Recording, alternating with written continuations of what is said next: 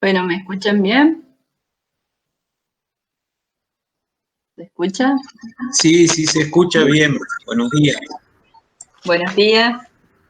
Que nos reúne hoy, que es un Ateneo acerca de lo que sería el síndrome de muerte súbita del lactante. Un acontecimiento de gran impacto tanto para la familia, a nivel social y mediático, ¿por qué no? Bueno, que nos reúne como profesionales de la salud, que también nos paraliza y que de lo cual muchas veces lo hemos escuchado desde un capítulo o un apartado como misceláneas en los libros de pediatría. Así que nos propusimos para este Ateneo ordenar un poco estos conceptos, ¿sí?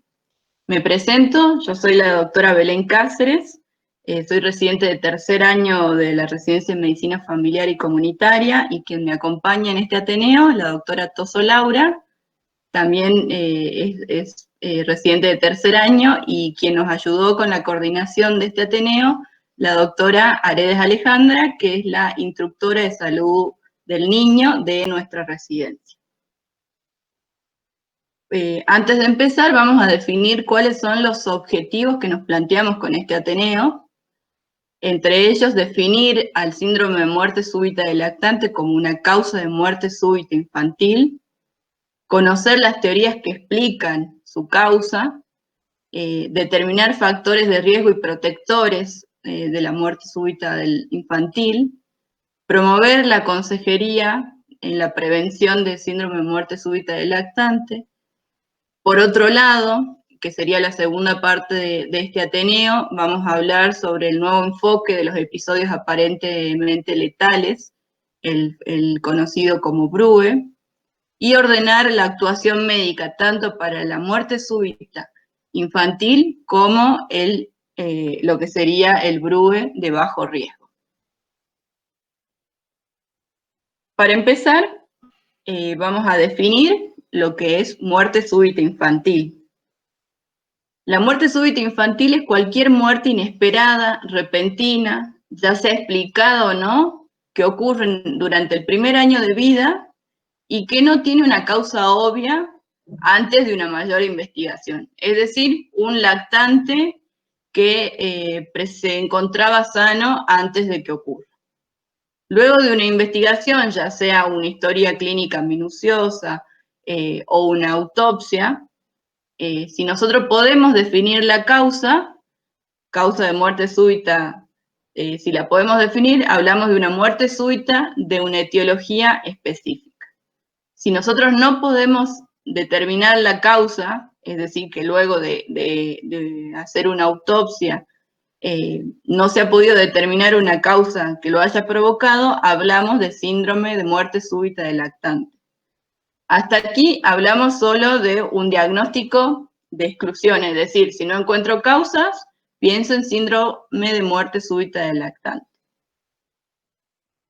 Bueno, el síndrome de muerte súbita del lactante se define como una muerte súbita en un niño de menos de un año que ocurre aparentemente durante el sueño y que permanece sin explicación después de una realización minuciosa de una investigación post-mortem, es decir, una autopsia, que incluye la autopsia, estudiar el lugar del fallecimiento y una revisión de la historia clínica.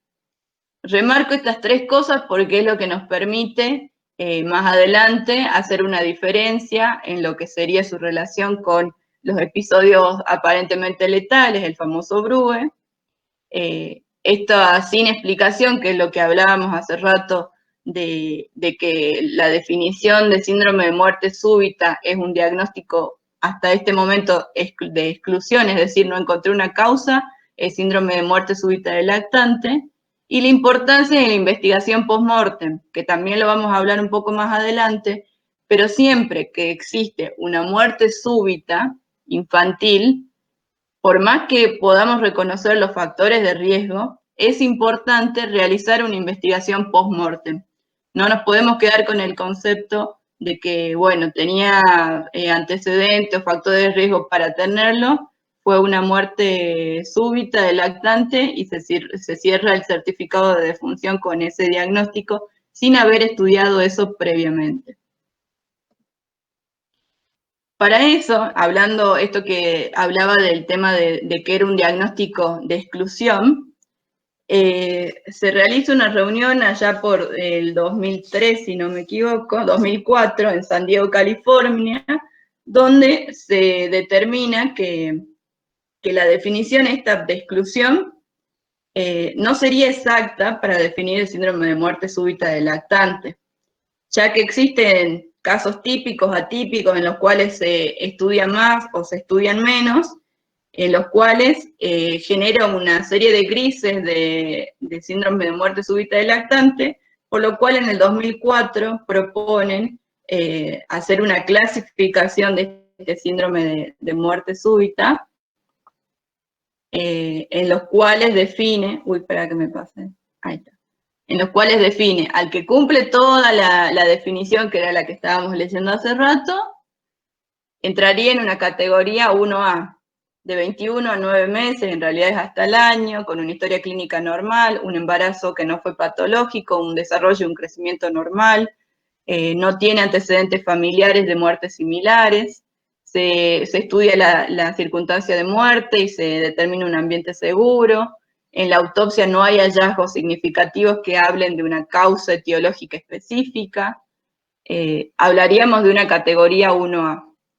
Una categoría 1B es donde presenta digamos, un estudio, cumple los criterios clínicos, no así las circunstancias de muerte, ni tampoco la autopsia, un criterio 2, que donde ya empiezan a aparecer otros factores que pueden aumentar el riesgo a que suceda, y unas causas indeterminadas, que entrarían acá, los que son las muertes que no han sido estudiadas, por ejemplo, donde la circunstancia de muerte no ha sido clara o es dudosa para hacer una muerte natural y pensar en una muerte violenta.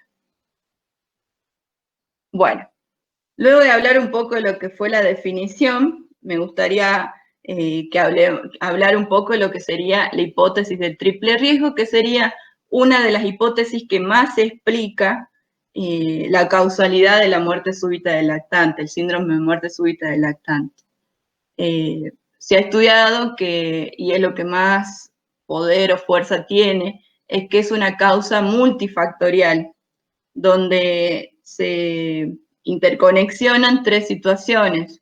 Por un lado, un lactante vulnerable, en lo cual presenta, como dice ahí, prematuridad, factores genéticos, se lo habla como una huella genética, ya sea una disfunción, algunas teorías hablan de una disfunción del sistema nervioso autónomo, cardiopatías como arritmias, errores metabólicos, una predisposición de genes que están relacionados con alteraciones, que si bien no está una alteración explícita, lo predispone, lo genera una vulnerabilidad a que lo padezca. Por otro lado, y sumado al periodo crítico del desarrollo, que sería hasta el año de vida, más precisamente entre los 2 o 4 meses de vida, donde existe un rápido crecimiento de ese lactante, donde existen cambios en la homeostasis reguladora, sobre todo en lo que sería el ciclo sueño-vigilia, y a eso sumado los factores exógenos estresantes, que pueden llamárselos también como desencadenantes, a los cuales, junto a esos dos criterios, el lactante no se puede adaptar. Bueno, dentro de los factores de riesgo, como verán, son similares a otras causas de muerte súbita. El objetivo principal de la Academia Americana de Pediatría era poder identificarlos para asegurarle un ambiente, o sea, tratándolos o evitándolos, generar un ambiente seguro para el lactante durante el sueño, y así poder disminuir la incidencia del síndrome de muerte súbita del lactante. Entre los factores que podemos encontrar, hablamos de factores maternos, entre ellos el hábito de fumar de la madre, tanto es un factor de riesgo como un factor causal, donde el lactante genera una respuesta anómala a la hipoxia o a la exposición permanente al dióxido de carbono. Este hábito está directamente relacionado con este riesgo está directamente relacionado con la intensidad del hábito de la madre. Otro de los factores maternos es la edad materna. Se habla que la edad menor a 20 años podría generar un riesgo en un ratio de 18,7. ¿Qué quiere decir eso? Un riesgo, los lactantes, hijos de madres mayores a 20 años que sufren un síndrome de muerte súbita, se registran 18,7 síndrome de muerte súbita en el lactante en hijos de madres menores a 20 años, o sea que marca un riesgo bastante mayor. Bueno, el consumo de drogas, principalmente, y está incluido el alcohol, y complicaciones durante la gestación o el parto, como anemia, el desprendimiento de placenta u otros. Y estos dos últimos quizás es importante, que si bien son factores, el primero puede ser modificable y el segundo con un control prenatal completo y periódico, podemos asegurar que estas cosas disminuyan en probabilidad. Dentro de los factores dependientes del niño encontramos la prematuridad y el bajo peso al nacimiento, ser hermano de una víctima de síndrome de muerte súbita del lactante. El libro blanco de muerte súbita infantil de España hablaba que esto era un término controvertido, ya que la mayoría de los hermanos de víctimas no habían, o sea, la víctima del síndrome de muerte súbita del lactante no había sido estudiado, refiriendo aproximadamente una recurrencia de un 2%, que probablemente si esto se volvería a repetir es porque a ese lactante no fue estudiado y quizás tiene una causa específica de muerte súbita, y como no fue estudiado, fue englobado dentro del síndrome de muerte súbita del lactante. Pero sacando esos casos, se habla de una recurrencia menor al 1%. Bueno, la gemelaridad, no tanto por el hecho de ser un embarazo múltiple, sino porque la mayoría de los gemelos suelen nacer antes de término, o sea, prematuro, y con un bajo peso al nacer. Y después dentro del niño hablaban también el antecedente de las apneas, hablando de las apneas como los episodios aparentemente letales, o el famoso BRUE, que lo vamos a hablar más adelante, que también es un factor dependiente del niño controvertido, ya que podremos ver más adelante que no se relaciona directamente como precursor, las apneas no son ni precursores ni causales del síndrome de muerte súbita del lactante. Y dentro de los factores ambientales, la posición durante el sueño, la posición prona, boca abajo, o la posición de lado durante el sueño como factores de riesgo, el ambiente que rodea al niño, la superficie donde duerme, el colecho, otras situaciones como objetos dentro del habitáculo donde descansa el niño. Voy a hacer un pequeño apartado ahí en colecho, sobre todo el colecho en menores de 3 meses, en madres fumadoras, que lo realizan en colchones que no son muy duros, sino que tienen una consistencia blanda, o en sillones, y sobre todo si el colecho es múltiple, es decir, no solo está la madre y el niño, sino también existen otro integrante de la familia en el colecho. Y otro de los factores que no nombra acá, el sobreabrigo.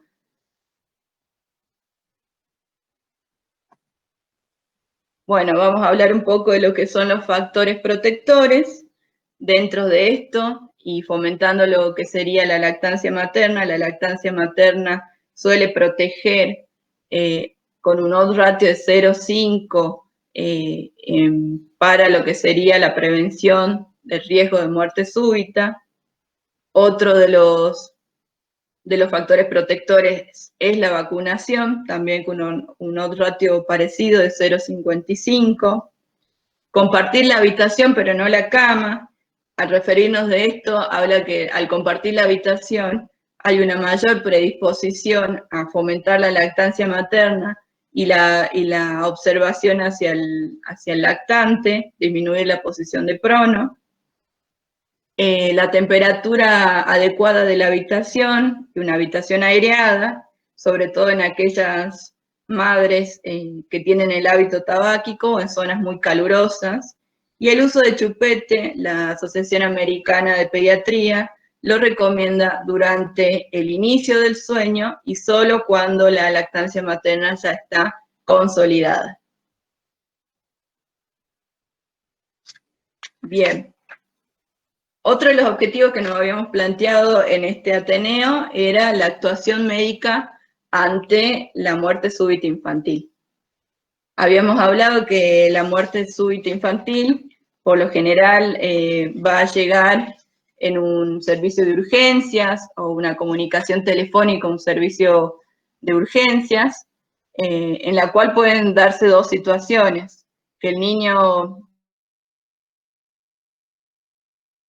en un gasping, es decir, una hipoxia o una bradipnea, en la cual si se realiza la reanimación cardiopulmonar avanzada y ese lactante puede salir de ese episodio, este niño debería ser derivado, estabilizado y derivado a una unidad de cuidados intensivos pediátricos porque hay algún otro causal que dejaría en el cual tenemos que intervenir rápidamente para que esto no suceda.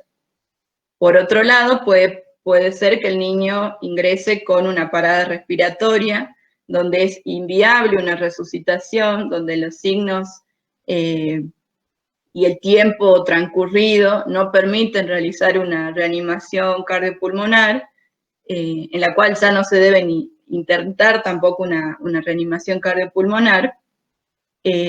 Acá en ese momento nos vamos a enfocar en este enfoque, en este algoritmo. Bueno, primero que nada, la premisa de siempre investigar la causa. Como decía al comienzo, no quedarnos con el hecho de que puede identificar los factores de riesgo, pero esto no puede ser una mera coincidencia.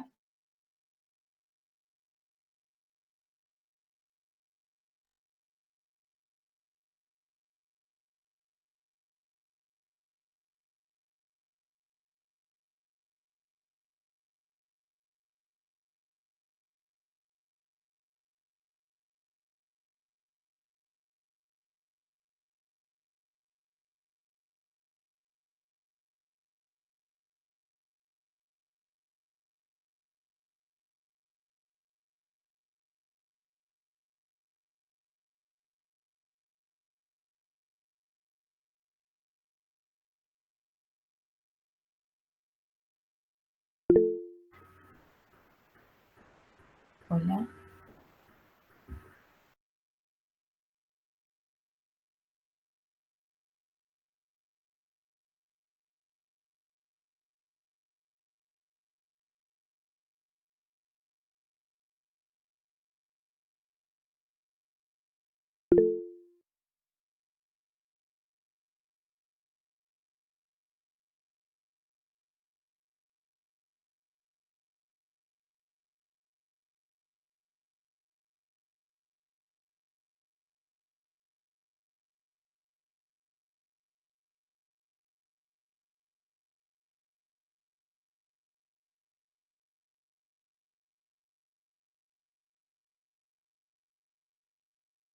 Hola, sí, estoy viendo de cómo reproducirlo.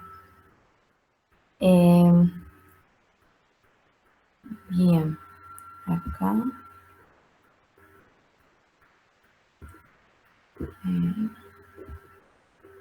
Pongo presentar ahora, ¿no?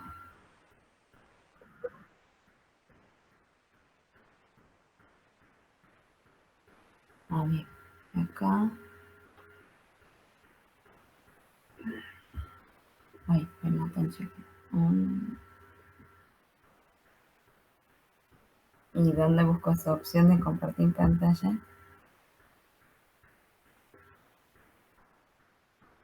Ajá. Toda tu pantalla. Ahí está. De ahí.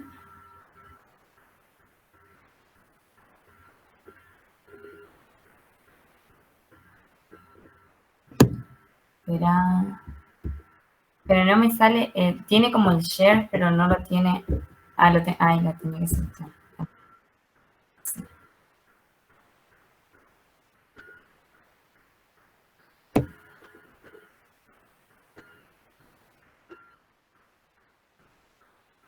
Ahí están viendo mi pantalla. Ahora voy. Ahí la tenía. Bien, bien. Y acá presente. Perfecto. Bueno, bien, no sé en qué parte se dejó de escuchar, no sé. Entonces, estamos hablando un poquito de lo que era la actuación médica ante la muerte súbita infantil.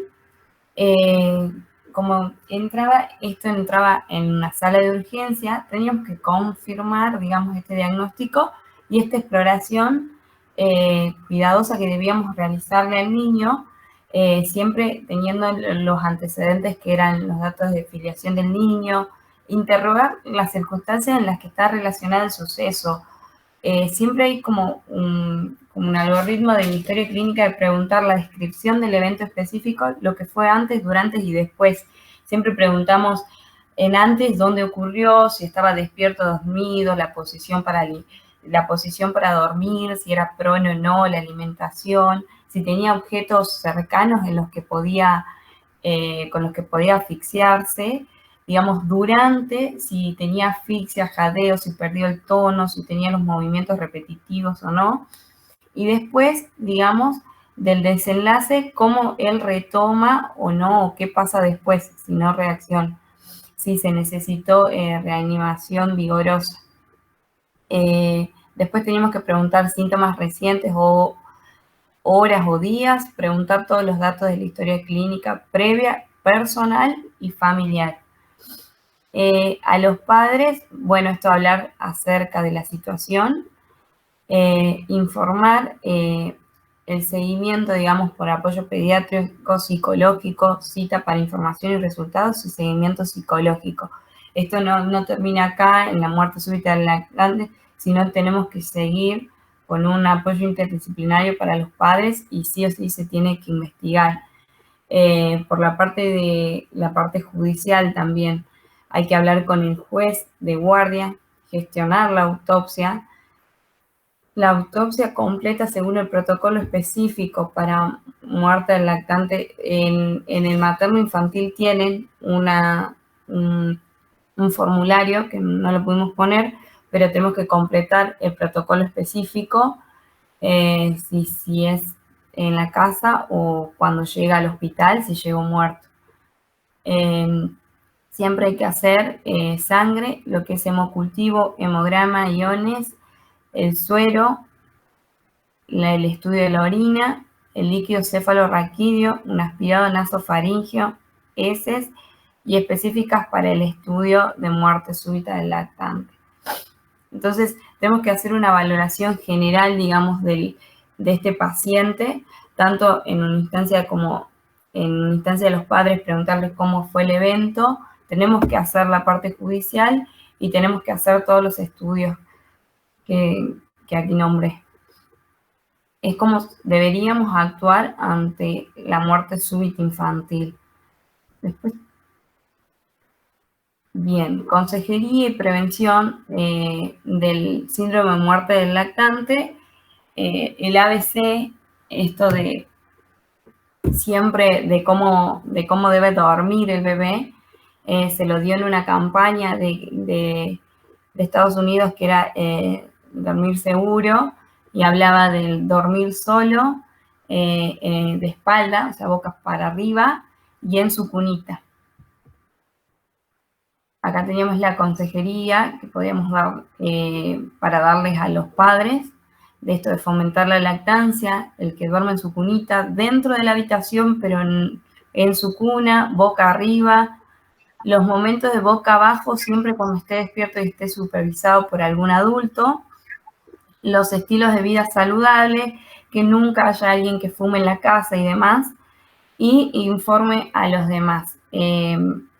Siempre que vayan a cuidar o lo van a dejar al cuidado de alguien, siempre mínimamente como dejar pautas regladas e informar también sobre el cuidado. Bien, los que no... Otra de las cosas que nos planteábamos en este Ateneo era ver cómo ha ido evolucionando estos conceptos. Hablábamos primero de lo que era síndrome de muerte súbita frustrada o abortada, era el paciente en el que lo encontrábamos casi muerto, digamos, y que requería una estimulación vigorosa, y que en lo común necesitábamos, los hallazgos comunes de este paciente eran la apnea y la palidez. Después, en 1986 y 2016, empieza a salir este concepto de Brue, el concepto de ALTE, que es el evento aparente de amenaza a la vida, en el cual era bastante, como dice acá, impreciso. ¿Por qué? Porque era algo que relataban, digamos, los cuidadores. Que en el 2016 se retoma, hablamos de Brue, que es un evento breve, resuelto, inexplicado, en el cual toma más participación, digamos, lo que es el médico. Porque el ALTE era un episodio inesperado, brusco, que alarmaba al observador y que representaba para este una situación de muerte inminente. Se caracterizaba porque tenía signos como alteración del tono, apnea, necesidad de reanimarlo, ahogo y sofoco. El nuevo concepto de Brue nos habla, bueno, acá decía de 1986, en la década de 70, en 1986 se toma el término ALTE, en el 2003 tenemos las causas de ALTE, que la gran mayoría eran, que la vamos a hablar más adelante, y en el 2016 tenemos el nuevo concepto de Brue, episodio breve, resuelto e inexplicado. ¿Qué es un Brue entonces? Es un episodio que ocurre en un lactante menor de 1 año, de edad repentino, corto, resuelto al consultar, en el que se combinan 2 o más de los siguientes signos, digamos, cianosis, palidez, cese, enlentecimiento o irregularidad marcada de la respiración, alteración en el tono y alteración en la respuesta de estímulo. Pero a la hora de consultar está resuelto. Bien, eventos que nos hacen descartar este Brue, que nosotros nos llega a la guardia y no vamos a decir es un Brue, sino vamos a tratar de buscar causas secundarias. Siempre tenemos que tener en cuenta si tiene tos, fiebre, diversos grados de dificultad respiratoria, anormalidades en la vía respiratoria, vómitos de reflujo gastroesofágico. Eso nos hace pensar que estamos en un paciente que no tiene Brue. Bien, después una vez que nosotros tenemos la sospecha de que un paciente con Brue, tenemos que categorizarlo. Tenemos los de bajo riesgo y los de alto riesgo. Entonces, los de bajo riesgo son pacientes que tienen una edad de menos de 60 días, que son prematuros menos de 32 semanas o con edad corregida más de 45, sin necesidad de RCP, que duró menos de 1 minuto y fue su primer evento. Si no cumple con alguno de estos, es considerado alto riesgo. También hay que sumar al alto riesgo la sospecha de maltrato infantil, antecedentes familiares de muerte súbita inexplicada y problemas respiratorios y o de alimentación. Entonces, nos llega el paciente, actuación médica ante un Brue, nos llega un paciente en el que nos dijo que tenía cianosis, palidez, dificultad respiratoria, alteración en la respuesta. Entonces vamos a hacer una historia clínica centrada, que era un poco lo que les contaba anteriormente, que esta historia clínica era una descripción, o sea, del evento específico. Hay que preguntarle a los padres el antes, el durante y el después, siempre acuérdense. Los antecedentes perinatales, los antecedentes personales y los antecedentes familiares. También hay que hacer un examen físico exhaustivo, digamos, buscando más allá de los signos vitales, cómo está hemodinámicamente el paciente. También hay que ir órgano por órgano para descartar si hay una causa secundaria. Bien, si tuviese algo en el examen físico o en la historia clínica, o si tuviese los factores de riesgo que hablamos para que sea de alto riesgo, el paciente va a permanecer internado por 48 y 72 horas. Si el paciente no tenemos causa, no identificamos alguna causa, y en el examen físico no saltó que tenía reflujo, no que tenía dificultad respiratoria, que tenía esta tos y fiebre, es un BRUE, lo consideramos un BRUE. ¿Por qué? Porque siempre la causa del BRUE es descartando las otras posibles causas. Es como por exclusión el diagnóstico de BRUE. Primero tenemos que ir a buscar otras patologías, si no las encontramos, recién caemos en este diagnóstico. Recomendaciones. Entonces, tuvimos este paciente, los padres nos refirieron los síntomas, que perdió el tono, que la alteración del nivel respiratorio y demás. No encontramos otra causa explicable de este suceso. Estamos ante un BRUE. ¿Qué deberíamos hacer? Porque el paciente no se va a quedar internado, se va a la casa.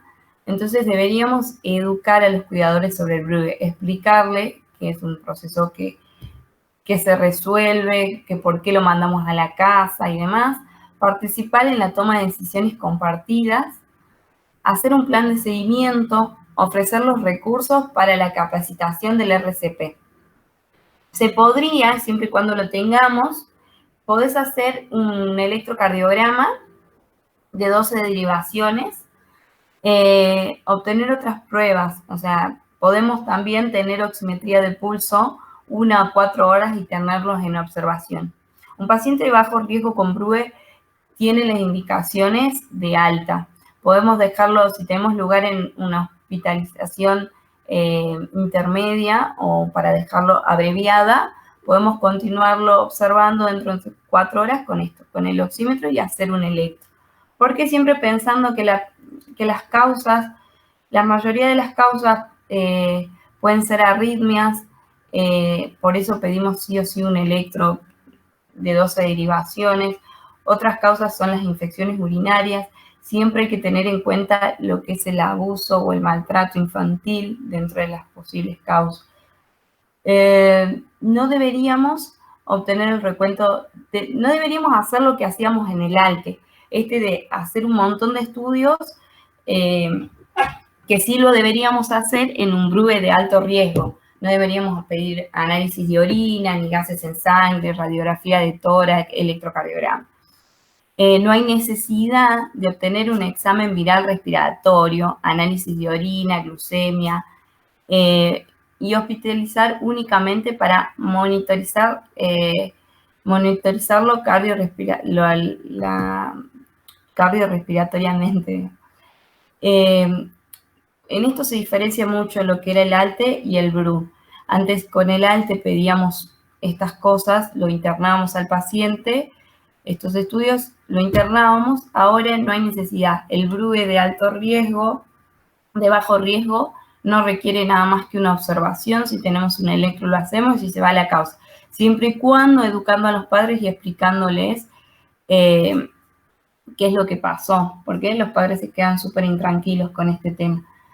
Bien, eso sería todo. ¿Les queda alguna duda, alguna pregunta? No sé si Belén se pudo conectar, no veo mucho por acá. Acá estoy. Perdón que se me quedó sin internet. Terminé de charlar sola cuando me di cuenta que vos estabas presentando la... Sí, perdón. Quizás querías decir algo más, no sé, yo como fui muy... me decía Sofi que me había quedado en el algoritmo. y bueno, Sí, no sé la verdad que habrás ¿querés dicho, si querés retomarlo? ponerlo de vuelta. Bien, bien. Hablo un poco del algoritmo y nada más. Dale. Y bueno, y después las medidas que también escuché que las dijiste, está bien. Bien, Eh, perfecto. Ahí tenés el algoritmo, Belu. bueno, muy bien, bueno, pido perdón por lo que pasó. Explicar un poco el motivo, digamos, que como había dicho al comienzo, se presentan, pueden darse dos situaciones en la cual el deceso es confirmado. Por un lado, siempre hacer hincapié, y por eso está la diapositiva.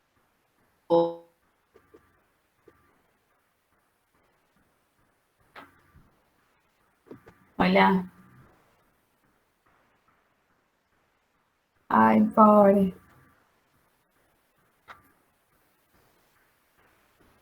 Sí, se me hace que es su internet.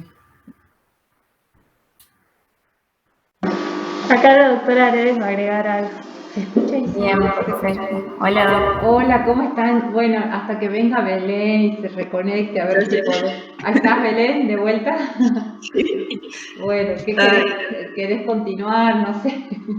No, era eso, digamos, hablar bueno, hacer hincapié creo que en la parte que nos compete es hacer una buena historia clínica y una buena redacción de las circunstancias en que se produce y los antecedentes personales y familiares de ese recién nacido, y la importancia también de la autopsia o del estudio post-mortem de ese lactante, porque tiene un valor epidemiológico, un valor para la consejería de la familia y bueno, y un valor causal también. Sí, Nada sí, más. tal cual. Bueno, yo, digamos, sí, me parece, yo las quiero felicitar porque la verdad que hemos podido trabajar en equipo y ya a pesar de que están ustedes a full con su rotación, así que las felicito. Y yo quisiera como agregar algunas cuestiones nada más en relación bueno, reforzar lo que dijo Belén en relación a muertes súbitas es eso. La clasificación de San Diego dice: muerte súbita es la muerte inexplicable, o sea, no hay una razón de por qué ese bebé se muere. Y se muere en una situación de sueño, digamos que es la que más claramente está evidenciada. Y después es importante porque lo que las chicas quisieron hacer como un paralelo entre este BRUE, que es este nuevo evento breve inexplicable, y lo que antes llamábamos ALTE, porque antes era este chico que llegaba a la guardia con estos síntomas que decían las chicas, que era la palidez, la rubicundez, si se ponía cianosis, con una alteración en el estado de conciencia, con una alteración en el tono para hipotonismo, para hipertonismo, y que nosotros no sabíamos cómo actuar porque había una mirada subjetiva en relación a los papás, porque es llamado así, es un evento de vulnerabilidad a la vida, ¿no? De probable muerte. Entonces, BRUE, que es el nuevo concepto, desde una mirada puramente médica, viene a cambiar esto, pero como decía Laura, tiene que ser un diagnóstico de exclusión. Yo lo que quiero agregar ahora es en relación a BRUE, que Laura decía que una recomendación es que los padres se queden en observación, y para los americanos es una recomendación tipo, o sea, bien clara. Ellos dicen que sí, que se tienen que quedar 4 horas en observación, por esto que decía Laura del electrocardiograma, porque en realidad, digamos, la pregunta sería: ¿por qué este chico cambia de coloración, tiene alteración de la conciencia, tiene alteración del tono? Entonces, una de las respuestas es no sé, digamos, o sea, no lo sabemos, por eso BRUE bajo riesgo tiene que ser un único evento sin una causa explicable, ¿sí? Pero ahora, ¿por qué se queda en observación? Porque queremos saber si no tiene una cardiopatía, una arritmia, un QT prolongado, un QT corto, un síndrome de Brugada, si este chico no es un problema metabólico, etcétera. Y sobre todo, también algo que por ahí no se dijo, pero que se piensa mucho, que puede ser considerado uno de los primeros síntomas de enfermedad de Coqueluche. ¿Por qué? Porque recordemos que esto se da en contextos de lactantes, de chiquitos que tienen una sola dosis de vacuna, de la quíntuple, y pueden recontagiarse. Recordemos que coqueluche es una enfermedad que nos da una inmunidad sostenida, que los chicos, la vacuna dura 4 años en estos escolaritos, chicos escolares que después pierden esa inmunidad, por eso revacunamos con tripla celular, etcétera. Entonces puede ser este BRUE, o sea, este evento brusco inexplicable, considerado como un primer episodio de un proceso infeccioso.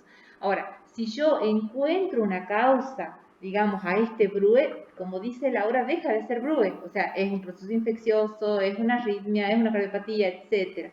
Por eso lo que yo quería agregar era esto, como reforzar la claridad de lo que se dijo en relación a esto, y para nosotros que hacemos atención primaria, a lo mejor, digamos, está bien las pautas de alarma y las recomendaciones, pero no dejarlo en observación después de este detalle bien meticuloso del examen físico, para no perder digamos, no perder la oportunidad de hacer diagnóstico y nunca dejar de pensar en la sospecha de abuso, ¿sí? Recordemos que estos episodios, cuando se repiten, cuando son reiterativos, algo nos tiene que hacer ruido y nos tiene que hacer pensar, ¿sí? En relación a si no hay otra cosa detrás. Así que bueno, esto era como una sobreaclaración de lo que ya dijeron, pero bueno, no podía dejar de decirlo. Gracias, Doc. Sí, la verdad que nosotros teníamos como, hablábamos del paciente BRUE de bajo riesgo. En alto riesgo sí está pedida, digamos, lo que es test para pertussis. Sí, difiere a veces la bibliografía. Yo ayer leí algo de los americanos y ellos en bajo riesgo lo piden, pero porque son muy pedidores, digamos. Pero yo no sé si la palabra es que nosotros vamos a poder pedirlo, pero sí lo pensemos, porque si nosotros nos llega la consulta, estamos en marzo, en abril, con pleno brote de coque, que es cuando nos llega, y hay alguien que está tosiendo en la casa, hay alguien que está, algún hermanito, recordemos que los vacunamos al año y 6 meses, después al ingreso escolar, y en ese tiempo pasan más de 4 añitos y los chicos se recontagian de coque y transmiten a sus bebés, a sus hermanitos pequeños. Sí, por ahí eso, digamos, la cuestión epidemiológica para pensarla, ¿sí?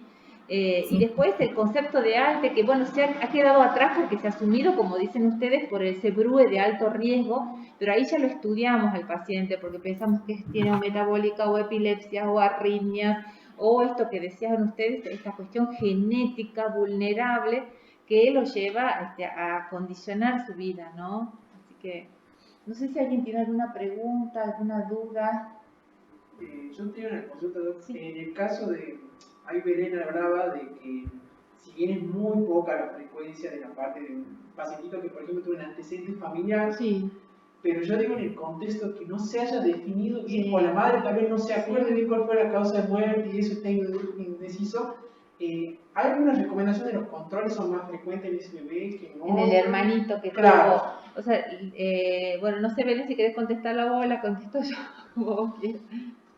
Bueno, de lo que yo leí, o sea, el hecho de que el familiar refiera, o sea, el padre, el cuidador refiera que haya un antecedente de muerte súbita en un hermano, se debe hacer en una primera consulta un examen físico de un recién nacido sano, y después sí se puede, y no sé si la doc coincidirá conmigo, se le puede agregar pruebas que quizás la podemos hacer en el primer nivel de atención, hemograma, hacer un electrocardiograma, pero también, digamos, o sea, no hay nada específico para pedir. Pasa es que, sí, Belén, coincido con vos.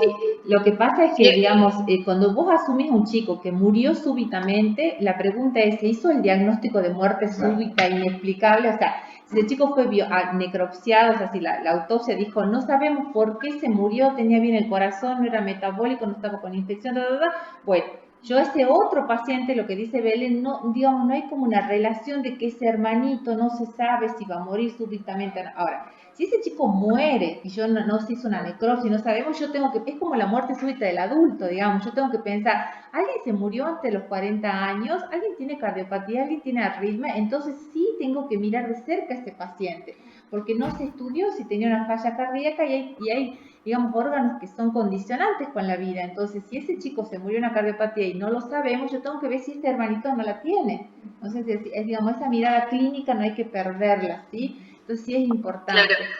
Claro. Ahí me gustaría agregar, Doc, que ahí está la importancia de lo que sería la definición de San Diego, la clasificación de San Diego, porque plantea esto, no es solo exclusivo, no es por exclusión el diagnóstico, sino que en este caso de unos padres que no saben referir bien la causa de muerte de su hermano, y entraría como una causa de muerte indeterminada, porque no sabemos si en realidad fue un síndrome de muerte súbita del lactante en la cual no se encontró una causa, o fue una muerte súbita no estudiada que no se ha podido identificar la etiología.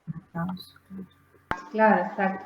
Y otra cosita que quiero agregar es la importancia de que la muerte súbita, la parte epidemiológica que lo charlamos, pero bueno, digamos por ahí no dio tiempo a hablar un poquito de eso, es que por ejemplo los que más estudian la muerte súbita son los norteamericanos, la Sociedad Americana de Pediatría, porque ellos tienen casi 3.500 muertes por año de muerte súbita. Ellos se preguntan por qué. Por eso que nombraba Belén o Laura, no recuerdo, la campaña dormir boca arriba o dormir, digamos, en forma ventral, digamos, bajó un 40% desde el año, no sé si la campaña fue desde el año 93, bajó un 40%, o sea que claramente hay factores protectores para muerte súbita, que es lo que hablamos en la consulta, digamos, de niño sano en el primer año de vida. Mire, tiene que dormir boca arriba. Y la madre te pregunta, ¿pero por qué? Porque se da vuelta. Incluso las consultas nos llegan mucho con reflujo, pero tiene reflujo, doctora. La gastroenteróloga dice que tiene que dormir con una sillita. Y todo eso no está evidenciado, digamos, como factor protector o que aminora el riesgo de muerte súbita. Incluso el reflujo está aconsejado que el chico duerma boca arriba. Y si es un reflujo severo, que aunque la medicación también cueste, puede dormir incluso prono, pero supervisado, ¿sí? Entonces es importante que eso lo tengamos en cuenta. Las mamás nos consultan, duerme en el coche, doctora, pero duerme con el coche, no, es una superficie blanda. Los americanos hablan mucho de los agentes, ellos han hecho como un acuerdo con los agentes de salud, con las empresas de salud que venden, por ejemplo, cunas. Y así como el coche, como el cochecito, hay de distintas marcas que tienen que estar avaladas por todas las recomendaciones que dan las sociedades para el tipo de, digamos, de instrumentos que se manejan con los niños, ¿sí? No es cualquier coche, no es cualquier cuna, tiene que tener una altura de las barandas, tiene que tener un espacio, o sea, tiene que cumplir con requisitos, ¿sí? Obviamente son productos caros y nosotros digamos, son importados para nosotros, ¿verdad? No, exportados, perdón. Importados, lo dije bien cuál. Entonces, siempre están sobrevaluados para nosotros por los impuestos, etcétera, pero debemos saber que eso es lo correcto. Yo lo que quisiera, la última cosita es agregar de acá, la Sociedad de Pediatría Argentina da las explicaciones de por qué no, que un poco lo nombraba acá Laura, por qué no prono, por qué no boca abajo, que es de la época de nuestras mamás, bueno, ustedes son más jóvenes de mi papá, pero bueno, que dice la respiración, ¿por qué no prono? ¿Por qué no boca abajo? Porque hay una reinhalación de CO2 exhalado, porque hay una disminución de la pérdida de calor y peligro de sobrecalentamiento, porque hay una disminución de los micros despertares. Por eso lo que decía Laura, el chupete no está avalado ni evidenciado como un factor protector concreto, pero se sabe que las succiones generan estos micro despertares que el chico lo conecta con la vigilia y no con ese sueño profundo que no sabemos, ¿sí? Y después algo que me llamó la atención, que lo volví a repasar, es por ejemplo la disminución de la oxigenación cerebral, genera la posición de prono, la alteración del control autonómico del sistema cardiovascular. Fíjense en prono, porque cuando dormimos boca abajo, fisiológicamente baja digamos, la temperatura, generamos más, no sé si hipotermia, pero baja, nos hace frío a veces de noche, y en la posición prono es mucho más vulnerable ese descenso de temperatura. Y después, bueno, disminución de la presión arterial y aumento de la temperatura de las vías aéreas que estimula la colonización y producción de toxinas bacterianas. O sea, esto está evidenciado. De prono no lo justifican por estas razones, ¿sí? Y otras cosas que también sería importante, esto del colecho, que está muy de moda, que el colecho, que si duerme. O sea, el colecho está evidenciado como factor de riesgo para muerte súbita. No es evidencia A, pero sí se ha visto muertes de chicos que duermen en la cama con los papás. Entonces es difícil. A mí me pasa en el centro de salud que no tienen su camita muchos y que dicen, no tengo, no compré. Entonces, bueno, no hay que, digamos, decir, bueno, que tiene que tener porque si no se va a morir, no. Pero nunca dejar de hablar de la importancia del espacio del bebé y del niño, ¿sí? De que tiene que tener su camita, su espacio, su lugar. Así que, bueno, eso, sí, no se olviden del sobrecalentamiento. Los que nacen en invierno para nosotros siempre son como los más vulnerables porque los abrigan mucho. El sobreabrigo no los ayuda a moverse, no pueden estar como más atentos, ¿sí? Entonces eso también es un factor de riesgo. Bueno, no sé si hay otra pregunta. Claro, el concepto de BRUE, de muerte súbita o a qué hacemos referencia con ALTE. Está muy claro todo. No sé si querés cerrar vos. Bueno, si no tenemos más preguntas, les recordamos que estamos haciendo estos ateneos todos los martes a las 11 en el mismo enlace. La semana que viene es sensibilización en salud mental en los equipos de salud en el contexto de pandemia, que va a estar a cargo de la licenciada Verónica Cuevas. Estamos subiendo también los ateneos a YouTube y lo compartimos por nuestra página de Facebook, así que ahí compartimos todas las novedades. Les agradecemos a todos los que se conectaron hoy, les agradecemos a las doctoras, a Belén y a Laura por compartir y los esperamos la semana que viene. Bien. Adiós.